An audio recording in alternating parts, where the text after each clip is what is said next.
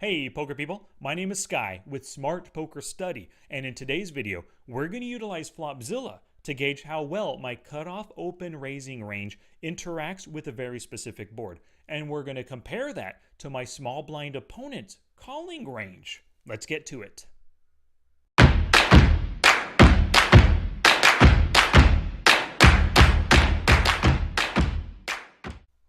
Alrighty, so here's a common situation you've seen a million times. Folded to you, open in the cutoff, button folds, small blind calls, big blind folds. Alright, so we have standard situation, cutoff open. My cutoff open is normally about 20% or so.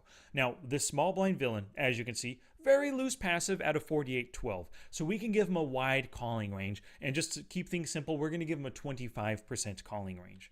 So the flop comes down 8-9 deuce rainbow. Now on this board right here, our king 4 obviously hit nothing at all. But how well does our range hit in this board? How often are we going to be flopping a top pair, a 2 pair, an over pair type thing, right? Or some of those draws, 10 jack for the open ender.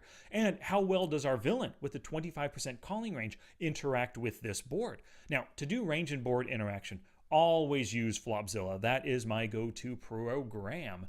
So the other go-to program, because we're dealing with a lot of percentages and stuff, and I can never remember all the percentages that Flopzilla spits out, I utilize Excel for sure. So let's take a look, before we enter the board in, let's take a look at our cutoff open raising range and see how well this just interacts with the, with the board in general. So on average, our 20% open raising range hits top pair or better 27% of the time. That's nice. What about a flush draw? Flush draws 4.3, 4.7%, and then 2.4. Right there.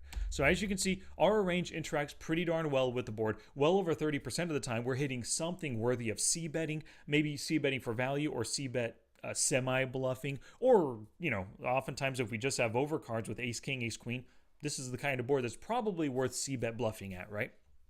Well, let's take a look at our opponent's 25% calling range. How well does that hit the board? Let's see. So 25% calling range, it hits top pair or better only 21% of the time. Flush draws, you can see they have a little bit more suited hands within their range.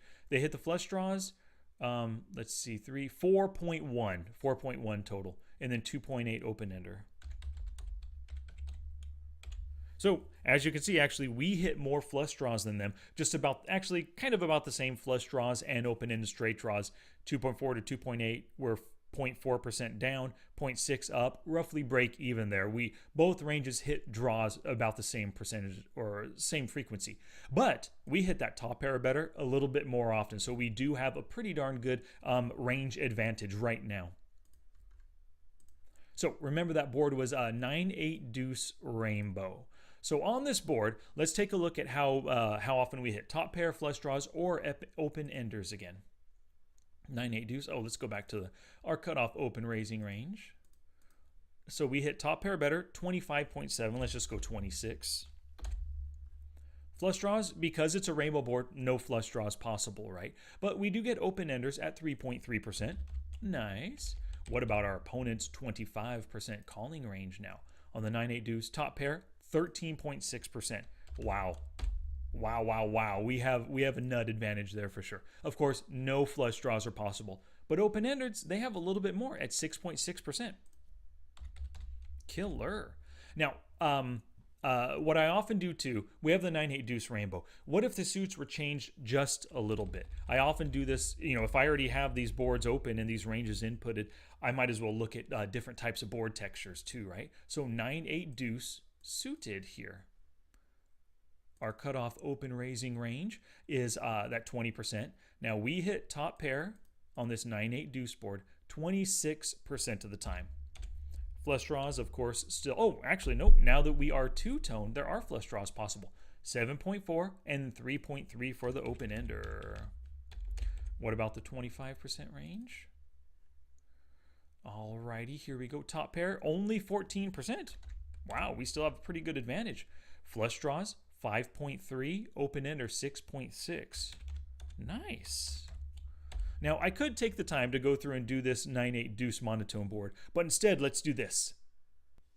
bam, through the magic of video editing, my picture just flops sides on your screen right now, and the Excel spreadsheet is completed along with some of my conclusions. So as you can see, when it comes to total hit percentage or how well each range interacts with potential boards, right?